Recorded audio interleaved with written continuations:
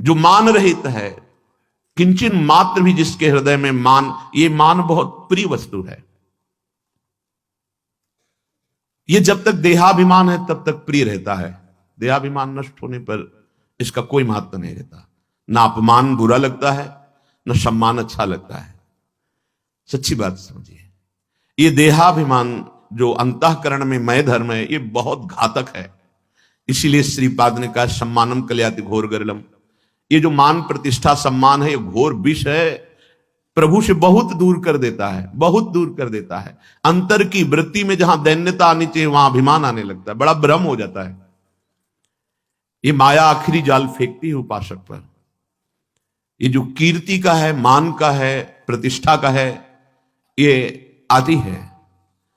अगर इसका भोग कर ले तो उपासक की उपासना रुक जाती है। भोग करने का तात्पर्य है प्रतिष्ठा को सत्य मान लेना, सम्मान में सुखी हो जाना, हर्षित हो जाना, मैं कुछ हो गया हूं, गया, परमार्थ से भ्रष्ट हो गया। ये अंतिम खाई थी, बहुत मुंह गिर गया इस खाई में। बहुत मीठा जहर है जिसे स्वयं लेके खाया जाता है। जो साधक गुरु कृपा पात्र है वो फंस नहीं सकता, इस विष को नहीं खा सकता। क्योंकि जैसे सुंदर खीर बनाई जाए और तुम्हारे कान में विश्वसनीय पुरुष आके दे मत खाना, इसमें जहर है, तो आप कदापि नहीं खा सकते। ऐसे ही गुरु कृपा पात्र जानता है सम्मानम कलयाति घोर गरलम, ये विष है। अगर इसको खा लिए तो ऐसा प्रमाद चढ़ेगा कि प्रभु से विमुख हो जाओगे। ये बहुत बड़ी खाई, अंतिम खाई इसमें गिर जाता है।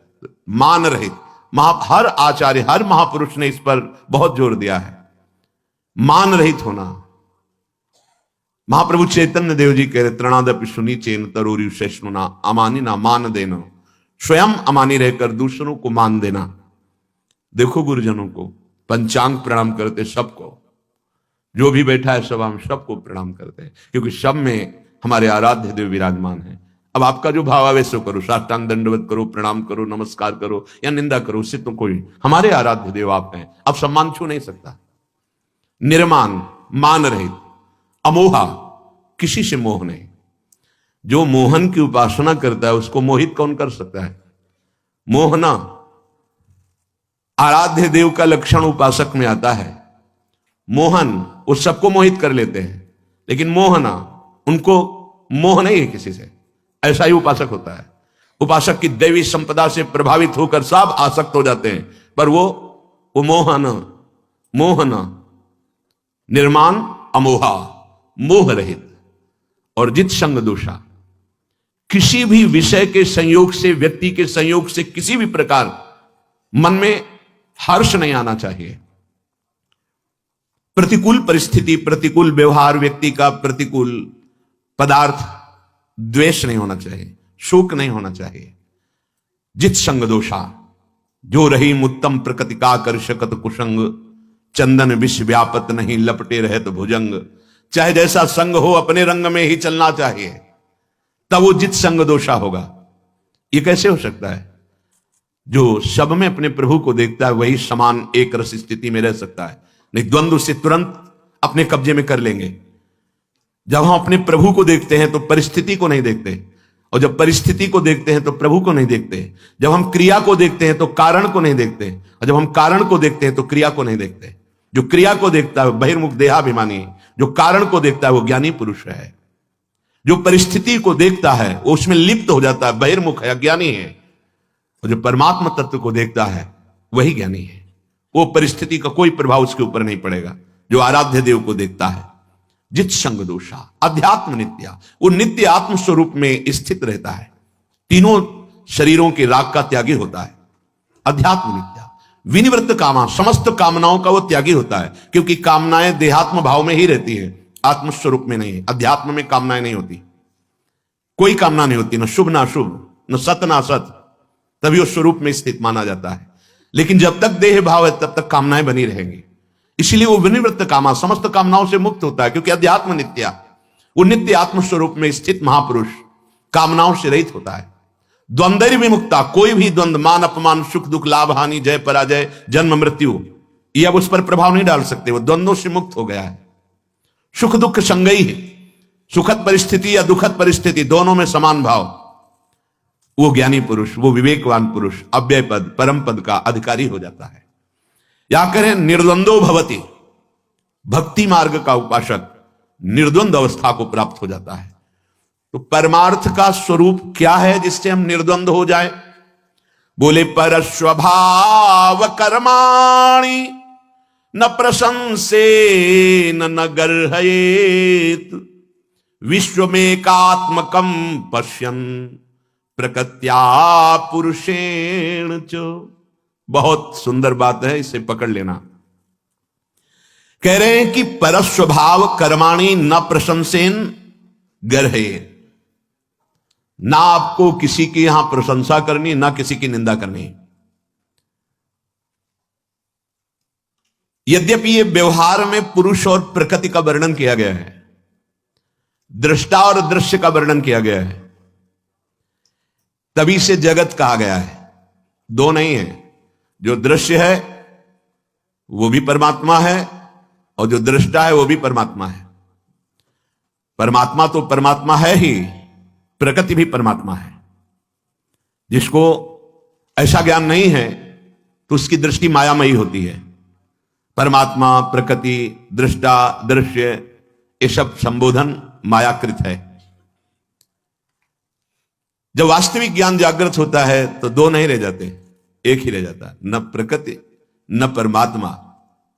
वो एक ही अपने आत्मस्वरूप को देखता है, वही परमात्मा है, वही सब, सर्वम खलमिदम ब्रह्म ज्ञान में। और भक्ति में अपने आराध्य को देखता है।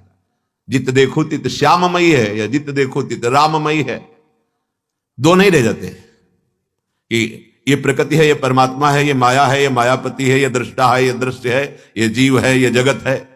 जब तक ये है तब तक माया दृष्टि है। इसलिए उपासक को पहले ये बात मान लेनी चाहिए जो आप कह रहे हैं, परस्वभाव कर्माणि न प्रशंसेन न गर्हयेत। कोई चाहे जितना शांत और अच्छे स्वभाव का हो तो हमें प्रशंसा नहीं करनी। क्यों? अगर किसी की प्रशंसा की तो किसी की निंदा कर देंगे कि ये तो बहुत अच्छा साधक, और वो उदाहरण में देना पड़ेगा। जहां उदाहरण दिया आप अपनी स्थिति से भ्रष्ट हो जाएंगे। ये बड़ा सूक्ष्म विषय है। किसी की भी तुम यदि निंदा करोगे तो वो दोष तुम में भयंकर रूप से जागृत हो जाएगा, परास्त कर देगा तुम्हें। बहुत बहुत अनुभव की भी बात है, शास्त्र सम्मत बात है। अगर आपको इस माया प्रपंच के दलदल से निकलना है तो वाणी को मूक बनाना पड़ेगा, कानों से बहरा बनना पड़ेगा, देखते हुए भी आंखों से अंधा बनना पड़ेगा। ये तीन बातें समझ लीजिए। देखते हुए भी अंधा बनना पड़ेगा, सुनते हुए भी बहरा होना पड़ेगा, और बोलते हुए भी मूक होना पड़ेगा। तभी आप निकल पाओगे, नहीं फंस जाओगे। अगर आप किसी को देखते हैं और उसमें दोष दर्शन करते हैं और कहीं उसके दोषों की निंदा कर देते हैं तो आप लिख लीजिए, वही दोष भयंकर रूप से आपके हृदय में जागृत हो जाएगा। किसी के शांत या घोर मूढ़ स्वभाव और उसके अनुसार कर्म, स्वभाव के अनुसार कर्म है। किसी का बड़ा शांत स्वभाव, किसी का घोर स्वभाव है। कोई शास्त्र सम्मत कर्म करता है, कोई शास्त्र विरुद्ध कर्म करता है। शास्त्र सम्मत कर्म करने वाले की प्रशंसा नहीं करनी और शास्त्र विरुद्ध कर्म करने वाले की निंदा नहीं करनी। क्यों? क्योंकि ये क्रिया है। हम देख रहे हैं कारण को, परमात्मा तत्व को। परमार्थी वही है जो अंदर बैठे हुए तत्व को देखता है।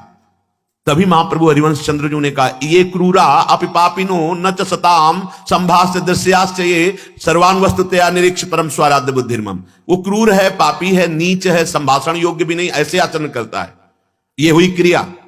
लेकिन मेरे राधा वल्लभ लाल उसके हृदय में विराजमान पक्का स्वाराध्य बुद्धिर्मम, ये है कारण, परम तत्व कारण। उस कारण तत्व में स्थित होने के कारण वो न किसी की निंदा करता है, न किसी की प्रशंसा, सब में अपने प्रभु को देखकर एक रस रहता है।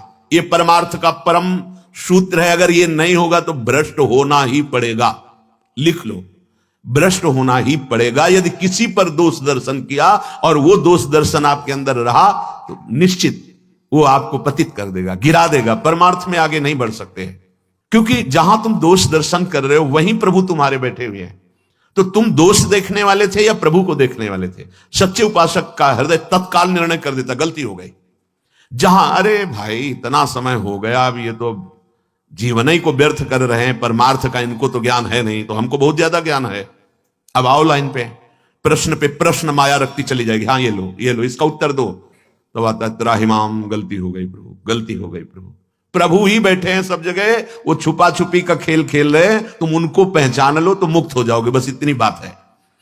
परस्वभाव कर्माणि न प्रशंसेन न गर्हेत, ये कौन बोल रहा है? भगवान श्री कृष्णचंद्र जी उद्धव जी से कह रहे हैं किसी के भी स्वभाव की, चाहे वो शांत हो या घोर हो, और उसके कर्म की, चाहे वो शास्त्र सम्मत हो या शास्त्र विरुद्ध हो, तुम्हें नहीं देखना है।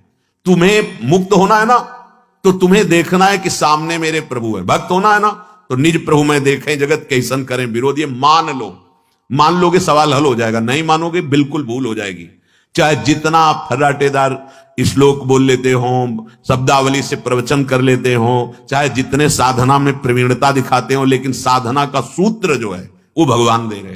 ना किसी की निंदा करनी है कर्म की, ना उसके स्वभाव की, ना किसी की प्रशंसा करनी कर्म की, ना उसके स्वभाव की।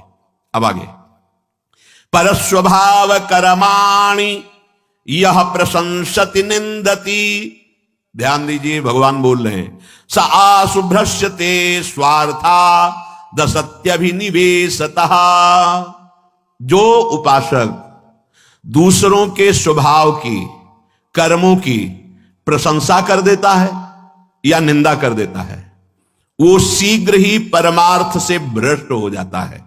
सा आशु मतलब बहुत जल्दी, सा आशु भ्रश्यते स्वार्था दसत्यभिनिवेशतः, तत्काल वो अपने परमार्थ पथ से भ्रष्ट हो जाता है, पर गिरते समय पता नहीं चलता। जब गिर जाता है तब लगता है मैं कहां आ गया, मेरी स्थिति यहां तो नहीं थी, इस विकार में तो नहीं थी। तो कीन हो इस कबहू अभिमाना, सुख हो वंचा कृपा निधाना, तुमने अभिमान करके किसी की निंदा कर दी, किसी की प्रशंसा कर दी, फंस गए। गोस्वामी जी बड़ी प्रवीणता से इसी श्लोक का टीका करते हैं। सुनहु तात मायाकृत गुण अरु दोष अनेक, और गुण या उभय न देखी, देखी सो अविवेक। हे तात, माया के द्वारा कुछ गुण रचे गए हैं, कुछ दोष रचे गए हैं। सबसे बड़ा उपासक का गुण यही है कि ना वो किसी में गुण देखे, ना किसी में दोष देखे।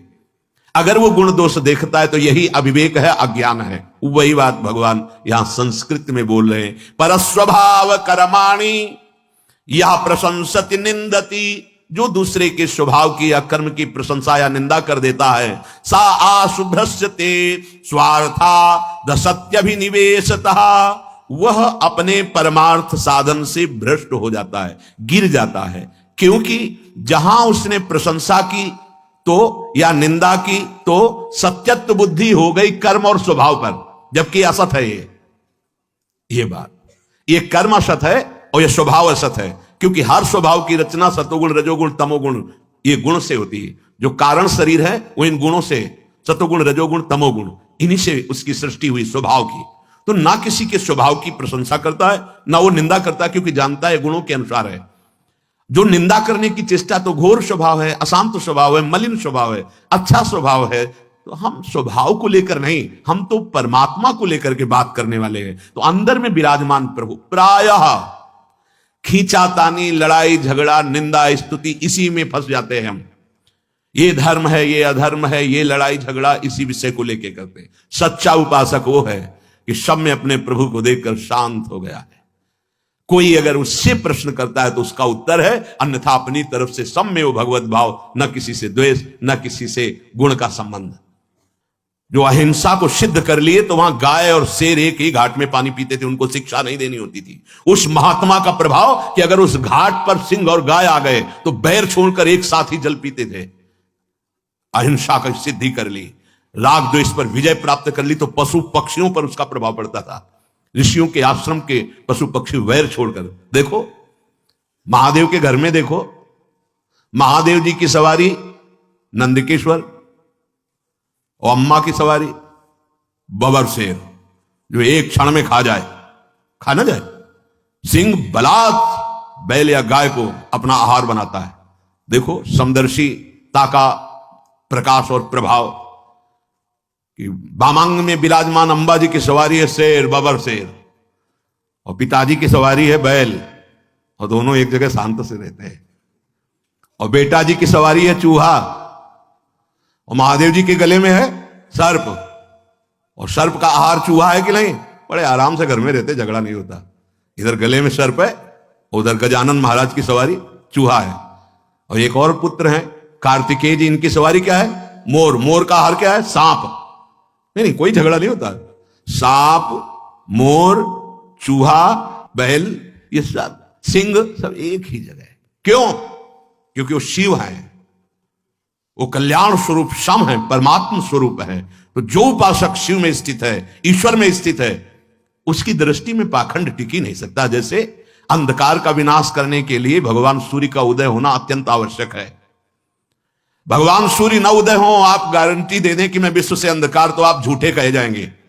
आप चाहे जितने हाइलोजन लगा लो, चाहे जितने तारागण, चाहे जितने चंद्रमा एक साथ उदय हो जाएं, लेकिन अंधकार को नहीं मिटा सकते। अंधकार मिटाने के लिए एकमात्र भास्कर भगवान की जरूरत है। ऐसे ही अधर्म, पाखंड, अविद्या, इसका नाश करने के लिए ज्ञान रूपी भास्कर की जरूरत है, प्रेम रूपी भास्कर की जरूरत है। और वो यहां जरूरत है। यहां हुआ दृष्टि बदली तो सर्वम खलमिदम ब्रह्म, पूरा विश्व ईश्वर का स्वरूप था, है, रहेगा, अनुभव हो जाता है। परमार्थ को समझा जाए। एक प्रश्न किए थे आकर के कि धर्म में लड़ाई होती है, क्यों होती है? धर्म में हमारी बुद्धि की ये परेशानी है और कोई नहीं। धर्म कोई ऐसा नहीं होता जहां बैर विग्रह, ये सब नहीं, लड़ाई झगड़ा द्वेष, ये सब अविद्या में होते हैं, धर्म में नहीं होते। धर्म बहुत विशाल होता है। हमारी बुद्धि खराब है, हम अपने को समझते हैं धर्म वाले। बुद्धि खराब। कब तक बुद्धि खराब मानी जाए? जब तक सामने इष्ट न दिखाई दे।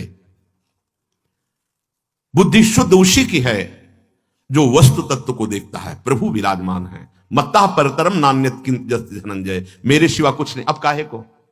हाँ, अब अगर स्वांग प्रभु देते हैं युद्ध का, तो जैसे अर्जुन को पूरी गीता जी सुनाकर, आप चलो स्वांग करो, तुम केवल निमित्त मात्र हो, देख मैं विराट रूप में दिखाया, मैं कर चुका हूं ये सब, तुमको केवल निमित्त मात्र बनाए, मारे जा चुके हैं मेरे द्वारा। भगवान कहते हैं वो उपासक अपने भगवान में स्थित होकर, भगवान का लीला पात्र बनकर, जैसी लीला प्रेरणा होती वैसी हो रही, वो करता नहीं होता। इसलिए किसी की निंदा, किसी की प्रशंसा परमार्थ पथ का पथिक नहीं हो। प्रायः समय इसी में बर्बाद होता है और सबसे बड़ा अपराध इसी से बनता है।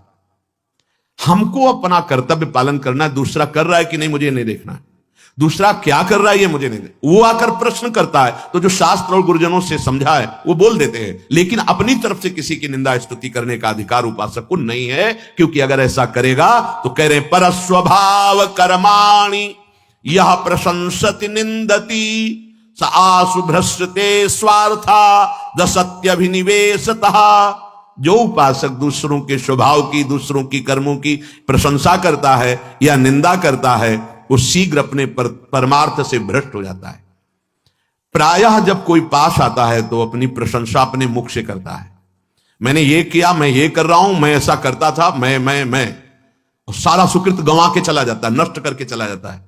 अपने मुख से अपनी प्रशंसा करना पतन, और अपने मुख से दूसरे की निंदा करना पतन। अपने मुख से अपनी प्रशंसा अगर निकल गई तो समझ लो आप अपने पुण्यों का नाश कर दिए। पर वो अहंकार बर्दाश्त नहीं करता, वो उन्नति बर्दाश्त नहीं करता। वो आकर सभा में बोलता है मैं ऐसा किया, मैं ऐसा करूंगा। कोई बड़ी प्रवीणता से बोलते हैं कि हम तो केवल इसलिए पूछ लें ये सही है कि नहीं है। अभी तक आपको पता नहीं चला? सत्क्रिया करने वाले को किसी से पूछने की जरूरत नहीं पड़ती, हृदय बताता है सही है। पर हम वो चाहते नहीं बहुत सही, धन्यवाद आपको धन्यवाद। बस वो धन्यवाद सुनने के लिए, अहम पुष्ट करने के लिए बहुत सावधान। अपने मुख से अपनी प्रशंसा नहीं करनी, दूसरे की निंदा नहीं करनी। कानों से अपनी प्रशंसा नहीं सुननी, दूसरे की निंदा नहीं सुननी। जब अपनी प्रशंसा कोई करने लगे तो कानों में अंगुली डाल लो, लेकिन और कान साफ करके सुनेंगे कि हाँ क्या कहा जा रहा है। दूसरे हाँ अपने को अहम पुष्ट होता है ना। हाँ पीछे से जब कोई निकले और बगल में बोले ना ये जो महात्मा जा रहे हैं ना बड़े भजनानंदी हैं, मतलब बड़ा अहंकार, मतलब मीठा जहर है। और जब कोई निंदा करेगा तो भाव अपने आप चढ़ जाए कि तुम जानते नहीं हो मैं वैष्णव हूं, भगवत दास हूं, हमारी निंदा करते हो, भगवान देख लो। तो भगवान कहते तुम अपने को देख लो, हम तो खुद आकर के तुम्हें दर्पण दिखा रहे हैं कि तुम मुझे पहचान पाए। थोड़ी सी निंदा बर्दाश्त नहीं कर पा रहे हो, और हमारा आदेश है मान और अपमान दोनों में समान तुम्हें बनना है। तो मैं बनाने की चेष्टा कर रहा हूं, कभी अपमान भेजता हूं, अब मुस्कुराहट, तो कभी भारी सम्मान भेजता हूं, अब उदासीन, सम्मान से उदासीन और अपमान में मुस्कुराहट, मतलब बात पक्की। परमार्थ हमारा पक्का चल रहा है, बहुत सावधान।